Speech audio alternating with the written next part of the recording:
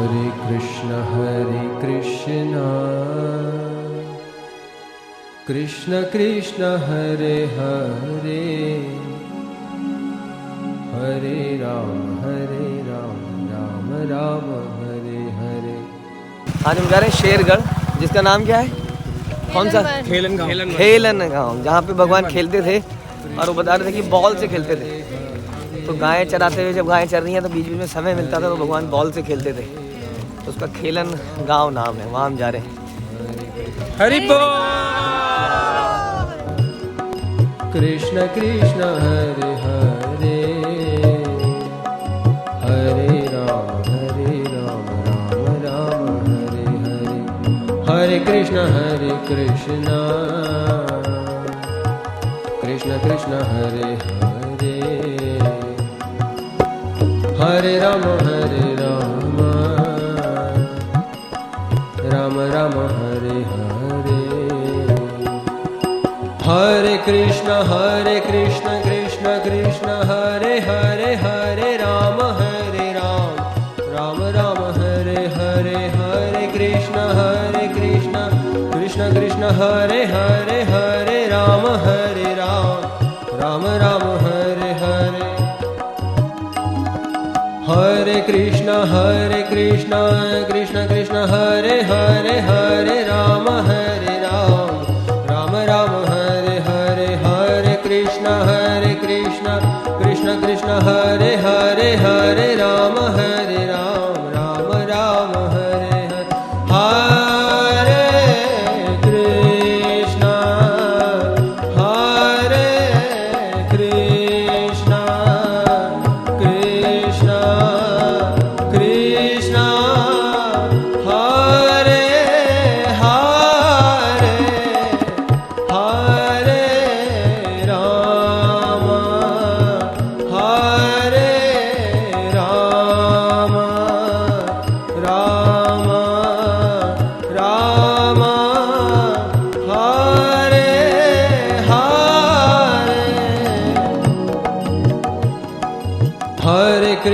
हरे कृष्ण कृष्ण कृष्ण हरे हरे हरे राम राम राम हरे हरे। हरे कृष्ण कृष्ण कृष्ण हरे हरे हरे राम राम हरे हरे। हरे कृष्ण कृष्ण कृष्ण हरे हरे हरे राम। जय जय राधा रमण हरि बोल। जय जय राधा रमण हरि बोल।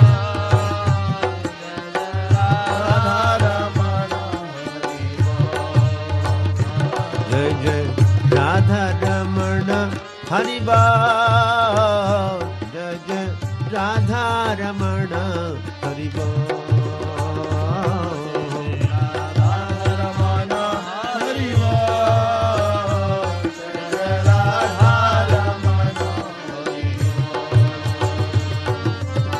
हरि बोल हरि बोल हरि बोल हरि बोल हरि बोल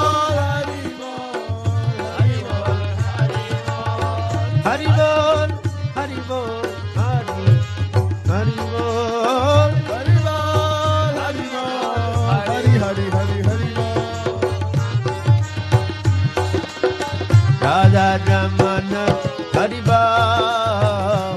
जय जय राधा रमण हरि बोल। राधा रमण हरि बोल।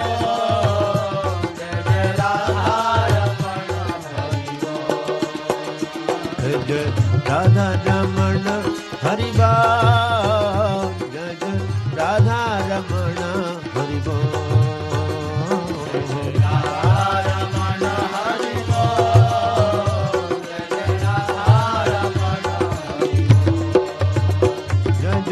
राधा रमण हरि बोल। जय राधा रमण हरि बोल। जय जय राधा रमण हरि बोल।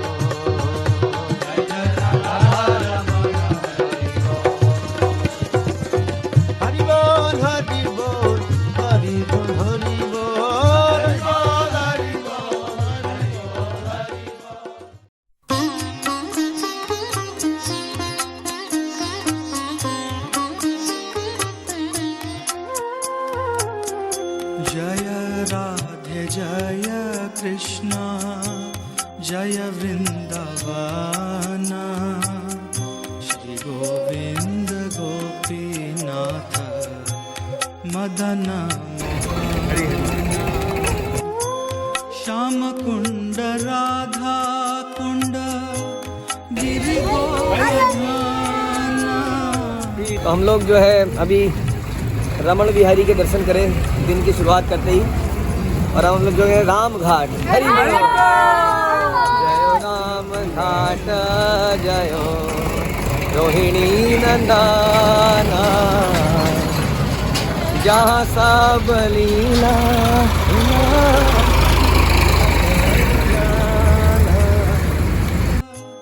गिरि गोवर्धन कालिंदी जमुना जय जय महावन जय राधे जय कृष्ण। हरे कृष्ण। तो हम लोग जा रहे हैं राम घाट। तो राम घाट वो जगह है जहाँ बलराम जी ने लीला करी थी। तो आप जानते हैं कि जब कृष्ण बलराम द्वारका में चले गए थे तो गोपियाँ को और सारे नंद ब्रजवासियों को उनका बड़ा विरह महसूस हो रहा था। तो फिर बीच में बलराम जी को भेजा गया वहाँ पर, और बलराम जी वहाँ पर गए और नंद बाबा से मिले, यशोदा माई से मिले और सभी ब्रजवासियों से मिले। उनके साथ बैठ के उन्होंने बातें करी, उनके हृदय को तसल्ली दी। और इस प्रकार से फिर उसके बाद उन्होंने पूर्णिमा के दिन जितने भी गोपियाँ हैं उनके साथ लीला करी। तो एक तो बलराम जी का हमें ये ध्यान रखना पड़ेगा कि बलराम जी ने कभी कृष्ण की गोपियों के साथ रास नृत्य नहीं किया। जो बलराम जी से अटैच थी उन गोपियों के साथ रास नृत्य किया। प्लस इन बिटवीन बहुत सारी गोपियाँ ऐसी आ गई थी जो उस वक्त बच्चे थे जब कृष्ण यहाँ पर थे, और अब वो उसके बारे में सुन के उसको सोचती थी कि हम भी अगर बड़ी होती तो हम भी उस लीलाओं में होती। तो उनको भी अब मौका मिला। तो बलराम जी इस प्रकार से इस राम घाट में आए और उन्होंने वहाँ पर लीला करी। और ऐसा कहते हैं कि गोपियों ने और बलराम जी ने वरुणी पिया, जो कि एक प्रकार का फूलों से बना एक इंटॉक्सिकेशन करने वाला एक ड्रिंक है। इसको हम नॉर्मल इंटॉक्सिकेशन से नहीं कंपेयर कर सकते। जैसे बताया कि संसार में हर वस्तु आध्यात्मिक जगत से आई है, लेकिन उसका विकृत रूप है। तो उसके बाद में जब काफ़ी समय तक बलराम जी ने रास नृत्य किया, और उसके बाद वो जब थक गए तो उन्हें लगा कि वो यमुना के जल से अपने आप को रिफ़्रेश कर लें, सारे गोपियाँ भी उसमें स्नान करें। तो यमुना जी को बोला गया कि आप इधर को आइए, क्योंकि जहाँ पर बलराम जी बैठे थे या यमुना वहाँ से थोड़ी दूरी पर थी। तो यमुना जी को लगा कि बलराम जी नशे में हैं और प्रभावित है नशे से, तो उन्होंने आने से इनकार कर दिया। तो वो बलराम जी की सही पोजीशन को उस वक्त नहीं समझ पाई, या कुछ लीला होनी थी। तो बलराम जी ने अपना हल लिया और हल से यमुना जी को खींच के अपनी तरफ को लाए, और वहाँ पर यमुना कई भागों में विभाजित हो गई। वही जगह आप वहाँ दिखेगी हमें राम घाट में। तो यमुना जी को एकदम से समझ में आया कि उनसे बहुत बड़ा अपराध हुआ है, और उन्होंने क्षमा मांगी, और यमुना जी उधर को आने लगी, और सारी गोपियों ने और बलराम जी ने वहाँ पर जल क्रीड़ा करी। और उसके बाद बताते हैं कि बलराम जी ने उन गोपियों से गंधर्व विवाह भी किया। तो इस प्रकार हम जानते हैं कि बलराम जी की जो पोजीशन है वो कृष्ण से भिन्न नहीं है, वो साक्षात कृष्ण ही है। जैसे हम बोलते हैं सेवक भगवान है। तो इस प्रकार से हमें समझना होगा कि क्या उनकी पोजीशन है, और उसको उसी तरफ से उसको उतना ही इम्पोर्टेंस देनी होगी। तो यहाँ पर बलराम जी ने विशेषतया ब्रजवासियों के हृदय में सेपरेशन का जो दर्द था उसको मिटाया। राम घाट की जय, बलराम जी की जय। जय जय वृंदावन वासी जत जाना जय राधे जय कृष्ण जय वृंदावन श्री गोविंद गोपीनाथ मदन मोहन।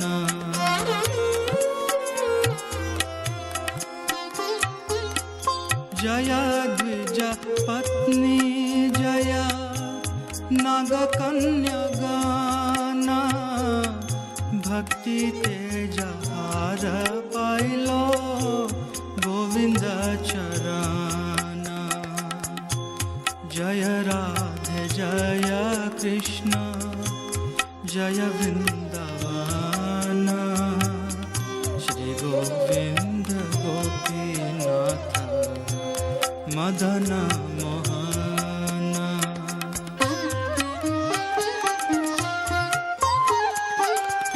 श्री रास मंडल जय जय राधा श्याम जय जय रासलीला सर्व मनोरम। हरे कृष्णा। तो अभी हमने दर्शन किए खेंचा दाऊ जी टेम्पल कहते हैं इसको, जहाँ पे दाऊ जी ने यमुना जी को खींच के उसको डिवाइड किया। तो खेंचा दाऊ जी मंदिर से हम लोग आगे जा रहे हैं। अगर आप गूगल मैप्स में देखेंगे तो ये आप देखते हैं रिवर, ये रिवर यहाँ से डिवाइड हो जाती है। ठीक है जी, धन्यवाद। जय जयोज्वल रस सर्वरस सार परकीय भावे।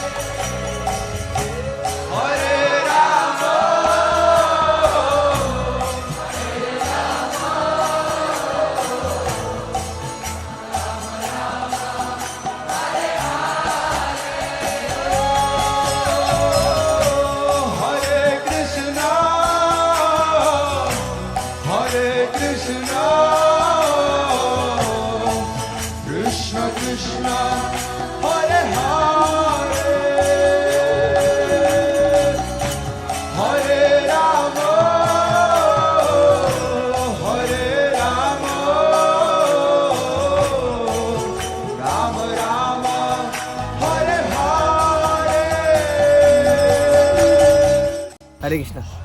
तो हम लोग अभी पहुंचेंगे अक्षय वट में। तो ये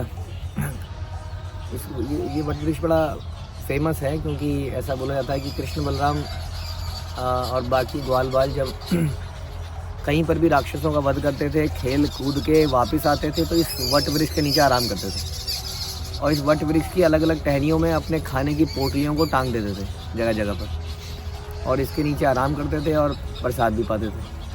और बताया जाता है ये वट वृक्ष इतना बड़ा था कि यमुना नदी के उस कोने तक जाता था, और ये लोग इसके ब्रांचेस से ही क्रॉस कर लेते थे यमुना नदी को। इतना बड़ा ये वृक्ष हुआ करता था। तो इसके नीचे भी अनेक खेल हुए, जैसे अपनी खेलन वन गया वहाँ, और इन जगहों में भगवान ने अलग अलग तरह के खेल खेले, जैसे आपने सुना ही है कबड्डी प्रलंबासुर के साथ खेल हुआ। तो आगे भांडीर वन भी यहीं पर पड़ता है जहाँ पर ये हुआ। तो खेल खेल में चोर पुलिस का खेल खेला गया, और ऐसे आँख में चौली का खेल, कई प्रकार के खेल भगवान खेलते थे। और अक्षय वट के नीचे आके शाम को आराम करते थे, और इस प्रकार से ये आज भी फेमस है।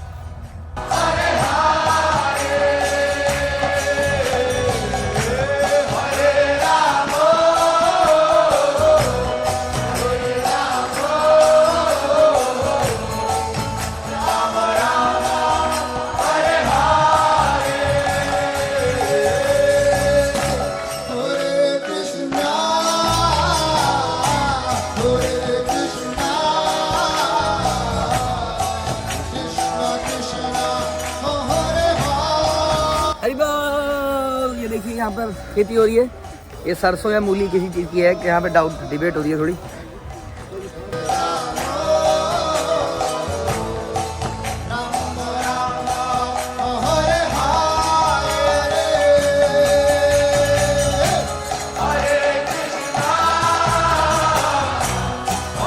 तो ये है वो अक्षय वट जिसके बारे में हमने चर्चा करी थी, जहाँ भगवान अक्सर और अपने ग्वालों के साथ विश्राम करते थे और पूरे दिन में जो भी घटना होती थी उसके बाद यहीं पे आके सब प्रसाद पाते थे। और इसकी अलग अलग जो टहनियाँ हैं इसमें पोटलियाँ बना के लटका देते थे। तो ये वृक्ष भी हमारे लिए पूजनीय है, जैसे भगवान हमारे लिए पूजनीय है, क्योंकि उसी समय का है और एक प्रकार से शांत रस में भगवान की सेवा करता है। तो हमने इससे यही सीखने को मिलता है कि कैसे ये वृक्ष एक जगह खड़ा रह के भी भगवान की सेवा कर रहा है। भगवान के साथ कंटिन्यूसली एसोसिएट तो नहीं कर रहा है, लेकिन एक तरह से कर भी रहा है। तो हम भी अपनी सेवाओं में इसी तरह लगे रहें और चिंतन में लगे रहें जैसे वट वृक्ष लगे हैं। हरे कृष्ण।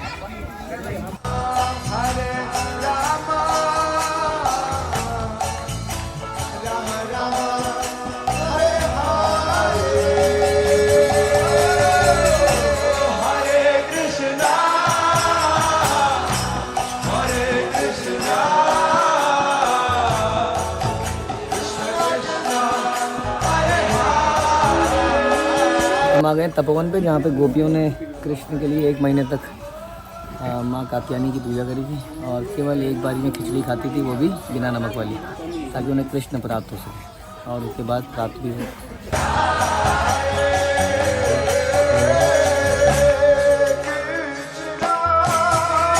तो तपोवन वो जगह है जहाँ पर गोपियों ने तप किया था।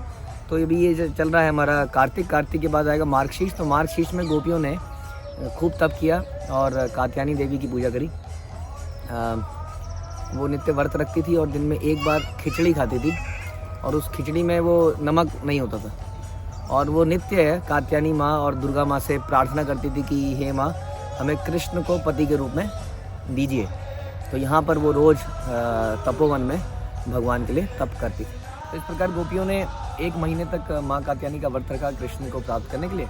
और उसके बाद एक दिन क्या हुआ कि गोपियाँ यमुना जी में स्नान करने के लिए गई थी और उस दिन बड़ी गोपियों ने अपने साथ कुछ छोटी गोपियों को भी साथ में ले लिया था। और वो गंगा में स्नान करने गई, उन्होंने जैसे अपने वस्त्र वहाँ पे रखे, कृष्ण ने सारे वस्त्रों को उठा के चुरा के और एक पेड़ पे चढ़ गए। और उसके बाद में गोपियों ने खूब उनसे अनुग्रह किया कि हमारे वस्त्रों को वापस कीजिए। लेकिन फिर भगवान ने उनको याद दिलाया कि तुमने 1 महीने तक इसी इच्छा के लिए पूजा करी है कात्यायनी की कि तुम मुझे पति के रूप में प्राप्त करो, और आज वो समय आ गया है। तो इस प्रकार गोपियाँ भगवान ने इस लीला को किया, वस्त्र हरण लीला को, और गोपियाँ पानी से आई, उन्होंने पूरा सरेंडर किया भगवान के आगे। और इस तरीके से उन्होंने ये दिखाया कि बिना किसी जब परकीय भाव में सुनते हैं, अभी कोई फॉर्मल रिलेशनशिप नहीं था, लेकिन उन्होंने कृष्ण को पति के रूप में यहाँ पर एक्सेप्ट किया। और कृष्ण ने भी उन्होंने बोला कि जो तुमने 1 महीने तक व्रत रखा था उसका यही फल था।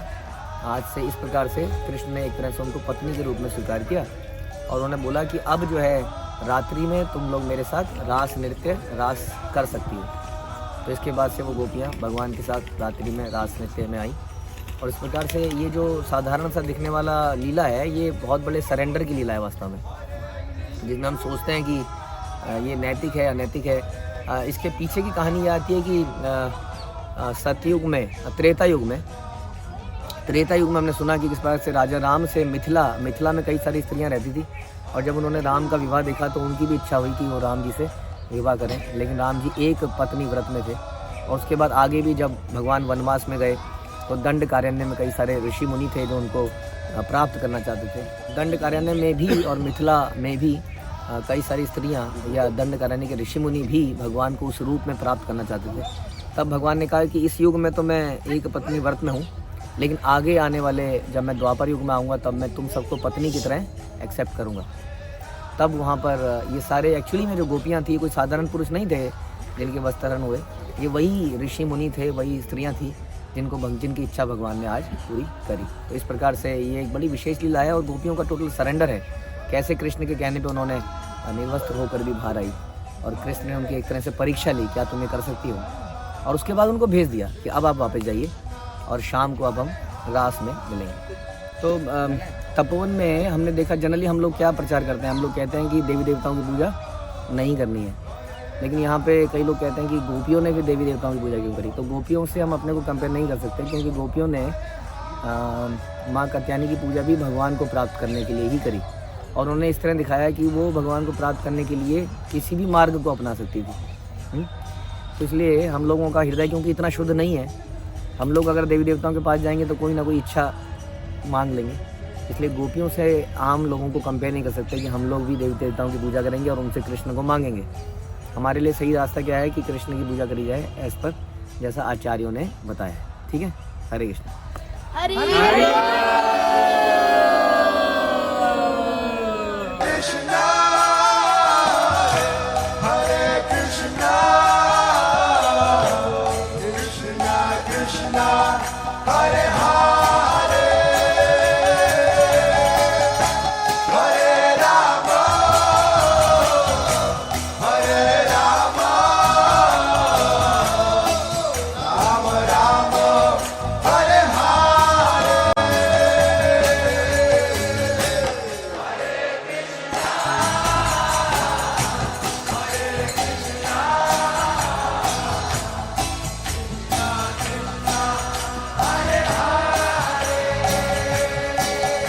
यमुना माई की जय।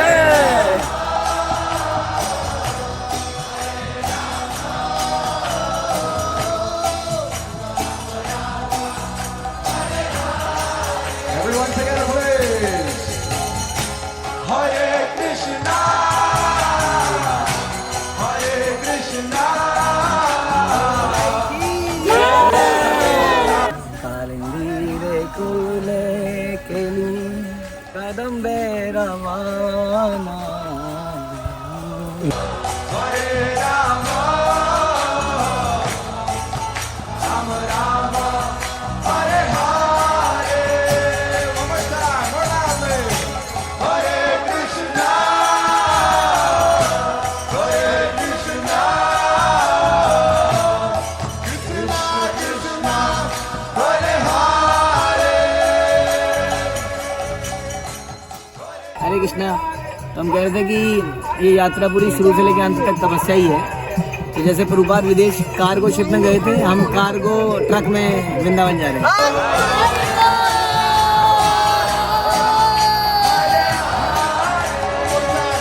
Everybody. Hare Krishna, Hare Krishna, Krishna Krishna, Hare Hare, Hare Rama,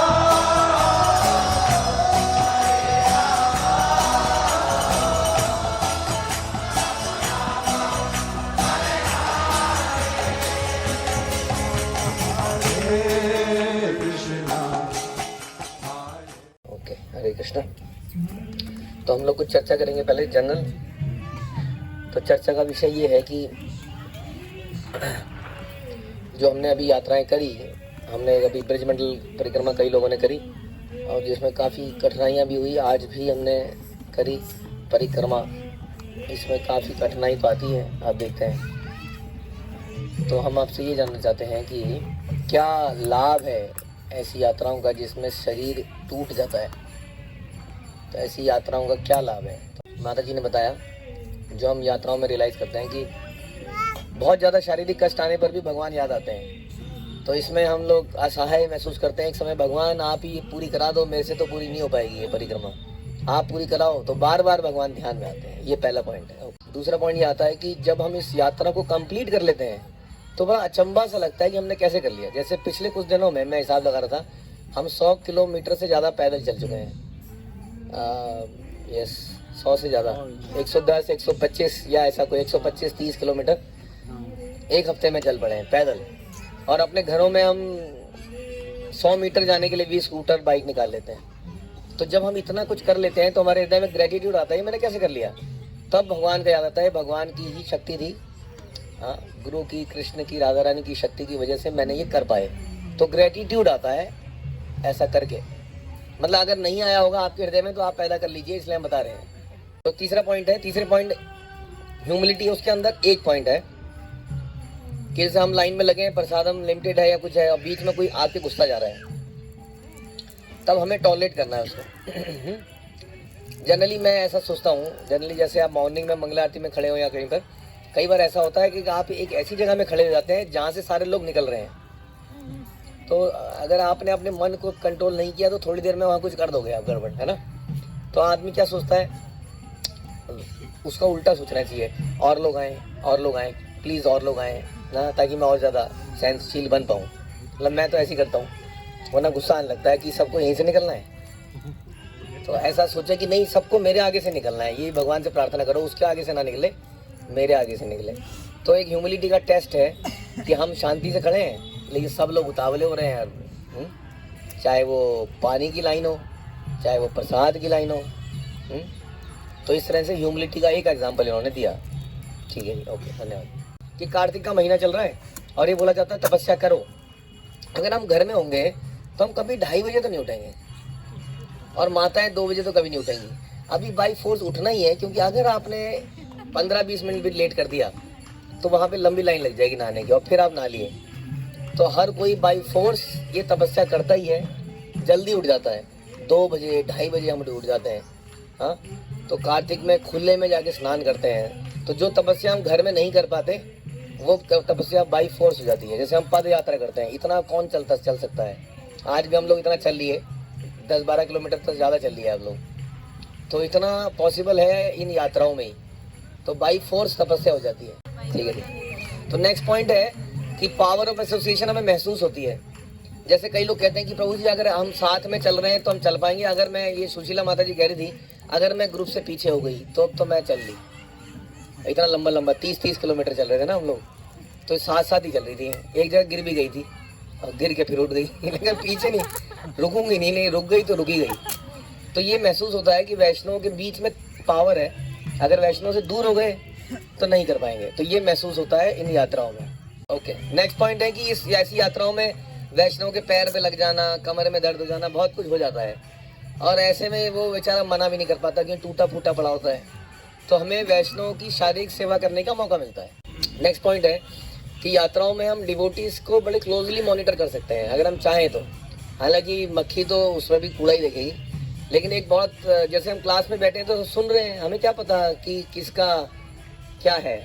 लेकिन जब हम रहते हैं साथ, इतने दिनों से हम लोग साथ में हैं, पिछले पता नहीं 8-9 दिनों से शायद, तो हम लोग किसी को बड़ी क्लोजली ऑब्जर्व कर सकते हैं कि वो कैसा चरित्र है, क्या सीखने को मिल रहा है, क्या बलिदान दे रहा है, क्या बोल रहा है, कितना टॉलरेट कर रहा है ना। तो ये सब सीखने को लाइव मिलता है उनके चरित्र से, जैसे इन्होंने कुछ एग्जाम्पल बताए। तो नेक्स्ट फायदा ये बता रहे हैं कि जब हम ऐसी यात्राओं में जाते हैं तो हम जब अकेले जाते हैं तो ना तो हिम्मत होती है सब जगहों में जाने की, ना हमें उसके बारे में पता होता है। यहाँ पर हम श्रवण कर करके जा रहे होते हैं, उस जगह की इंपॉर्टेंस सुनते हैं जाते हैं, कीर्तन भी करते हैं, तो माहौल ही बदल जाता है उसी यात्रा का। जो हम प्राइवेटली करें तो शायद कभी इतना अच्छा लगे ही ना। जैसे लोहावन में गए थे, लोहावन में कुछ भी नहीं है देखा जाए तो, लेकिन हमें लोहावन में जाके बड़ा अच्छा लगा। तो ऐसे सुन के श्रवण के करके उस तीर्थ स्थान की वैल्यू बढ़ जाती है, धाम की वैल्यू हमारे लिए बढ़ जाती है, वो तो हमेशा से ही है। और कोई पॉइंट? तो प्रभु जी कह रहे हैं जब हम ऐसे रहते हैं तो कई बार प्रणाम करने का मौका मिलता है। कोई आ रहा है, कोई जा रहा है, कोई आ रहा है, कोई जा रहा है, प्रणाम प्रणाम प्रणाम प्रणाम। तो ये बहुत बड़ा पॉइंट है वास्तव में, कितनी बार हम प्रणाम करते रहते हैं। तो ये लाइव जो हम सीखते हैं उसको लाइव करने का मौका मिलता है। ठीक है कि हमें भक्तों से रिलेशन बनाने के लिए बहुत समय मिलता है ना, पर्सनल बातें जानने का, करने का, जो कि अदरवाइज बड़ा मुश्किल है रिलेशन बनाना। तो ये ऐसा समय है जिसमें हम साथ में सो रहे हैं, खा रहे हैं, पी रहे हैं, तो रिलेशन बन जाते हैं, सॉलिड हो जाते हैं। तो पॉइंट ये है कि कई बार हम भक्तों के साथ में नहीं है ना, मतलब चलने में पिछड़ गए, लेकिन पिछड़ने में भी ये तो लग रहा है ना कि आए हुए हैं भक्तों के साथ, आए तो है यात्रा में, कई तो आए ही नहीं है। तो वो ये सोच के भी प्रसन्न रह सकता है कि भक्त वहाँ पहुँच गए या वहाँ पहुँच गए, मैं भी पहुँचूंगा थोड़ी देर में, मैं भी पहुँच रहा हूँ। तो ये भी एक इंस्पिरेशन है कि हम आए हुए हैं कम से कम, अगर पिछड़ भी गए तो भी कोई बात नहीं है। तो इंस्पिरेशन कई तरह की हो सकती है। चलने की इंस्पिरेशन, कई लोग नंगे पैर, कई लोगों ने इस बार ब्रजमंडल परिक्रमा नंगे पैर करी 30-30 किलोमीटर, तो मुश्किल काम था, लेकिन एक दूसरे को देख देख के बल मिला और सबने कर ली। उसके बाद सवेरे, रात को लेट हो गए थे, लेट हो जाते थे, सवेरे फिर जल्दी उठ जाते थे। तो ये सारी इंस्पिरेशन एक दूसरे को देख के मिलती है। क्या बोला? हाँ, एक तो इनको ये यात्राओं में आके इनको ये समझ में आता है कि भक्तों को कि इस यात्रा के पीछे कितनी मैनेजमेंट हुई होगी, कितनी चीज़ें सोची गई होंगी। तो उनके लिए भी ग्रेटिट्यूड आता है देखकर कि भक्त लोग कितने महीनों पहले से ये प्लानिंग करते हैं, तब वो होता है, उसको देख के अच्छा लगता है और एक दूसरे से सीखने को मिलता है कैसे वैष्णव को सर्व किया जाता है। तो प्रभु जी कह रहे हैं जो यात्राओं में जाता है उसको तो अच्छा लगता ही है, जो नहीं जाता है उसको भी बड़ा अच्छा लगता है। जब वो देखता है उसको विरह फील होता है एटलीस्ट, लेकिन हम ये आपको बता दें, एक मैं बताना चाहता था कि ये जो लास्ट मिनट में आप अपनी एंट्री कराते हो ना, ये एंट्री बहुत अच्छी लगती नहीं है हमें। हाँ, आपने वीडियो देखी 7:30 बजे, अरे वाह क्या खेतों में चल रहे हैं, मेरी भी कराओ प्रभु जी, मैं भी आ रहा हूँ। हम 2 महीने से फॉलो कर रहे हैं, तब जवाब नहीं दिया। जो वीडियो देखी तो एकदम से विरह पैदा हुआ। तो ऐसा विरह हमें अच्छा लगता नहीं है, क्योंकि हमें उसके लिए बहुत कुछ करना पड़ जाता है लास्ट मोमेंट पे। हम चाहते नहीं है ना कि किसी को मना करें। तो बात तो सही है कि विरह महसूस होता है, लेकिन ये विरह अगर पहले महसूस हो जाए तो ज़्यादा अच्छा लगेगा। पॉइंट है कि आचरण से सीखने को मिलता है भक्तों के। तो भक्त कैसे प्रसाद से भी, जरा से प्रसाद, बचा कुचा प्रसाद भी मिलने से भी संतुष्ट हो जाते हैं कि जितना मिला उसी को पा लेते हैं। कई बार प्रसाद समाप्त हो जाता है। हमसे भी अभी ब्रजमंडल यात्रा में वो बार बार बोल रहे थे कि आप लोग आते लेट हो, फिर मिलेगा नहीं तो हम क्या करेंगे, आप लोग आया करो। हमने कहा हम चल ही नहीं सकते आपके बराबर, लेकिन हमने कहा कि प्रभु जी कोई प्रॉब्लम नहीं है, कुछ नहीं मिलेगा तो नहीं मिलेगा, आप चिंता मत करो, है ना। तो एक आध जगह ऐसा हुआ भी, तो हुआ तो लोगों ने क्या किया, हाँ अपना कुछ भक्तों ने अपना ही प्रसाद, झूठा प्रसाद भी दे दिया, ये लो आप खा लो। किसी ने अपना कुछ दे दिया। जब हम लोग कहाँ पहुँचे थे हम लोग, अक्षयवट। जब हम अक्षयवट पहुँचे थे तो प्रसाद समाप्त हो गया था। तो किसी तरह से भक्तों ने किसी तरह से कुछ करके वहाँ पे पूरा किया। तो जो त्याग की भावना है वो सीखने को मिलती है, सहनशीलता भी सीखने को मिलती है। नहीं मिला तो कोई बात नहीं, ये कोई पैकेज टूर थोड़ी ले रखा है कि मैंने इतने पैसे दिए हैं तो मुझे प्रसाद मिलना ही चाहिए। जब वैष्णव के बीच में रहते हैं तभी कमियाँ पता चलती हैं। अकेले अकेले ड्राइंग रूम में बैठ के लेक्चर सुनने से कभी कमियाँ पता नहीं चलती हैं। लेक्चर सुन के तो बहुत लोग विद्वान बन जाते हैं, लेकिन कमियों का पता चलता है जब वैष्णव के बीच में रहते हैं, जब तिरस्कृत होते हैं, अनादर होता है, उपेक्षित हो जाते हैं, तब पता चलता है, अपनी गलतियों का पता चलता है। ओके, ईष्ट देव प्रभु हैं जो इस यात्रा का मैनेजमेंट करते हैं, वो भी, उनके मुंह पे भी गाजियाबाद गाजियाबाद रहता है।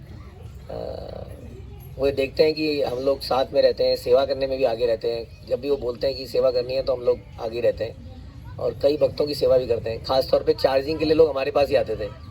जब भी जहाँ भी हम गए, लोग चार्जिंग के लिए मोबाइल हमें अपना दे जाते थे, क्योंकि हमारा पूरा मैनेजमेंट रहता था वहाँ चार्जिंग करने का। तो इस तरह से सेवा का मौका भी मिलता है। आपके आचरण से देख के दूसरे लोग प्रभावित होते हैं वास्तव में। ऐसे इस यात्रा में कोई ऐसे आ नहीं सकता अगर आप लोग आने का प्रयास करें तो। एक 2 दिन 4 दिन हफ्ता इसके लिए अलाउ नहीं करते हैं वो कभी। वो हमारे ऐसे रिलेशन बन गए उनसे, तो वो अलाउ कर देते हैं इस तरह से, वो हमारे लिए एडजस्टमेंट करते हैं कुछ। एक आखिरी वीडियो शेयर करी जाएगी आप सब लोग साथ, जो हमारी ब्रजमंडल की है आखिरी, उसी में उसके लिए ही हम लिख कर रहे हैं। तो उस वीडियो में आखिरी जो दर्शन थे वो आएंगे और कुछ जगह के बारे में बताया जाएगा, और ये कंक्लूजिंग पॉइंट आएंगे कि वाई दिस काइंड ऑफ यात्रा इतनी टॉर्चरस है ना। आप देखेंगे कि इस यात्रा में जनरली कोई आता नहीं है, बहुत कम लिखेंगे, नॉर्थ इंडियन कम दिखेंगे, क्योंकि हमें आदत हो गई है ना चलने की, या थोड़ा सा टॉयलेट साफ होने चाहिए, ये सब होना चाहिए। तो इसकी वजह से हम लोग कितनी चीज़ें मिस कर रहे हैं एक तरह से देखा जाए तो, जस्ट बिकॉज कि हम अपने अंदर एक सिंप्लिसिटी पैदा कर लें, किसी भी माहौल में रहने के लिए फ्लेक्सिबिलिटी पैदा कर लें, तो हम लोग कितना आनंद ले सकते हैं ऐसी यात्राओं का, जो कि अदरवाइज पॉसिबल ही नहीं है। ऐसी यात्राओं में कहाँ आप टॉयलेट बनाओगे, कहाँ होटल बनाओगे, कुछ है ही नहीं वहाँ। कैसे उन लीला स्थलियों के अंदर जाओगे? दुनिया क्यों नहीं जानती उन लीला स्थलियों को? क्योंकि वृंदावन में होटल है ना, तो इसलिए कालिया दाह देखा हुआ है। हाँ, कहाँ आप देखोगे मोर कुटीर, और कहाँ जंगलों में जाओगे, कुछ मिलेगा नहीं। तो इसलिए अगर हम अपने आप को फ्लेक्सिबल बना लें, कैसी भी जगह रहने लायक बना लें, तो हम इन जगहों का आनंद तभी ले सकते हैं। इसलिए प्रभु बता रहे थे कि राधा रानी की कृपा से ही कोई व्यक्ति ऐसा कर पाता है।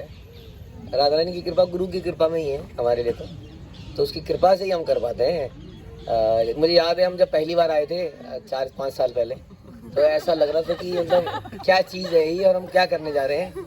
और जब वहाँ पहुँचे तो हम हक्के बक्के रह गए कि हम सरप्राइज थे कि हमारे जो कट्टे पड़े हुए थे वो पूरे मैदान में थे, वो उनको ढूंढ के लाना था। पूरे मैदान में एक जगह भी नहीं थे जब पहली बार मथुरा में, तो हाँ उन कट्टों को कहीं कहीं से ढूंढ के लाना है, टेंट ढूंढना है। तो इतना पहले दिन पहली बार जब किया था तो बड़ा मुश्किल काम था, जो कि वाकई में अब क्योंकि हम इसको कर चुके हैं अब हमारे लिए आसान हो गया है। इसी तरह से हर चीज़ में होता है। जैसे गुरुकुल हमने जब चलाया तो इट वाज लाइक एक पहाड़ था, पूरा बहुत बड़ा पहाड़, अब उसमें हम चल रहे हैं इस वक्त। तो हमें समझ में आ गया कैसे चलना है इसमें। तो जब आगे बढ़ते हैं कृपा मिलती है। हाँ, तो जब हम आगे बढ़ते हैं गुरु के आशीर्वाद और डायरेक्शन के अनुसार तो भगवान शक्ति देता है, हाँ? और असंभव कार्य संभव हो जाते हैं।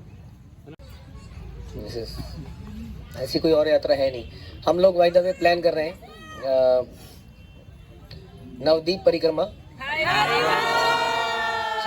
6 दिन की होगी वो, बताया प्रभु जी ने 6 दिन की। और ईष्टदेव प्रभु ही करते हैं, वो कहते हैं मैं कर दूंगा सब। उसको तो एक ही बारी में पूरी हो जाएगी हमारी, उसमें हमें 4 साल वेट नहीं करना पड़ेगा। और वो इसमें इतना नहीं चलना पड़ता जितना इसमें चलना पड़ता है। छोटा है नवदीप, बड़ा नहीं है। और बीच में बोट्स हैं तो बोट से क्रॉस करते हैं, वो तो छोटी है। लेकिन वो उसको हम सोच रहे हैं इस बार वो कर लें फरवरी मार्च में, देखते हैं उसके बारे में भी सोचेंगे। जो भी अगली बार के लिए आने को बोले उसको सारी कंडीशन बताना, खाली वीडियो दिखा के बनाया हाँ कर दे लोग। यहाँ पे ऐसा होता है। हाँ अभी तक तो आप लोग, इस बार तो हमें स्कूल मिल गए थे, उसके हॉलों में रह रहे थे। आखिरी दिन जिस दिन हम आए चील घाट में, उस दिन टेंट था और ठंड बढ़ती जा रही है धीरे धीरे दिल्ली। अब जो है टेंटों में से हवा तो आती है। आने वालों को ये भी बताना कि जिस रूम में लेटाएंगे उस रूम में हाँ ये सब कुछ हो सकता है, कुछ भी हो सकता है। हाँ ये सब कुछ हो सकता है। ठीक है जी, तो आप लोगों की रियलाइजेशन के लिए बहुत धन्यवाद।